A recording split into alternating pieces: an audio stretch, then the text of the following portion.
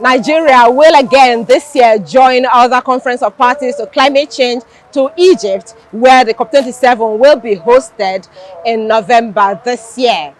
Some school of thought, however, doubts the sincerity of purpose of climate change treaties, with some believing that climate change is just a Western conspiracy. So we took this question to a climate change expert, Air Commodore Iyamu, to break it down what climate change is really all about and whether or not it is a Western conspiracy. Hear him. Some say climate change is a Western conspiracy, and they base their fact on the fact that they perceive it as negotiations by people who are greater emitters of greenhouse gases, but want those of us in the on this part of the world, the South, who are less emitters of climate change, to reduce or stop using our own coal and fossil fuel. Meanwhile, they are still using theirs to jettison that. Do you agree with that school of thought? Well, the school of thought is very, very far from reality. If you listen to a couple of days ago, the IMF had to downgrade GDP from 4.2 to 3.6% growth, GDP growth. And they are projecting inflation for emerging economy 8.7. Then for developed economy 5.7. So it is not a conspiracy at all. It's a reality. Let me tell you, the whole world they consume 100 million barrels of crude every day, and 60 million of equivalent of gas every day. So you can imagine the emission coming out from there. The thing is that disaster is happening at a geometric progression, and our response is only in an arithmetic progression. So there's a gap. There's a gap, and it's going to get worse.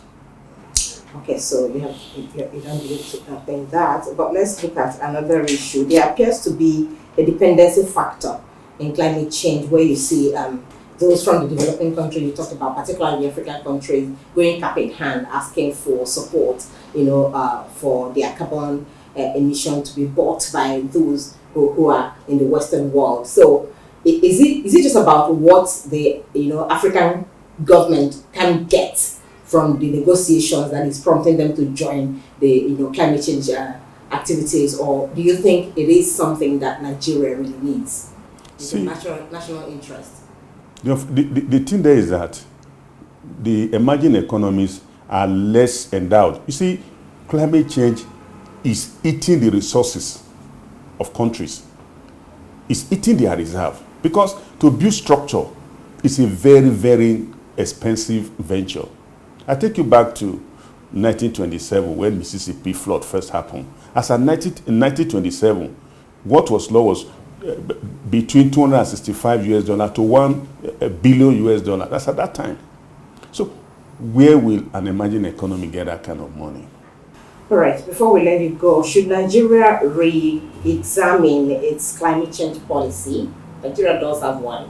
We have a Climate Change Act now, and Nigeria has also the NDCs to be submitted this time around again at the COP.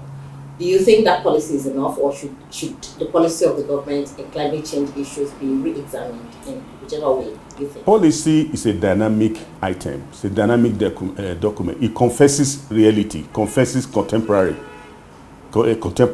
situation. It envisions emerging situations. So it is not static. It is not static. Nobody envisioned all what is happening now last year. If they have asked you last year to talk about climate change, you would talk about 22 states being inside flooding. So, like I said, a policy is an emerging document. It envisions emerging realities. So it has to constantly change as new realities they are coming in.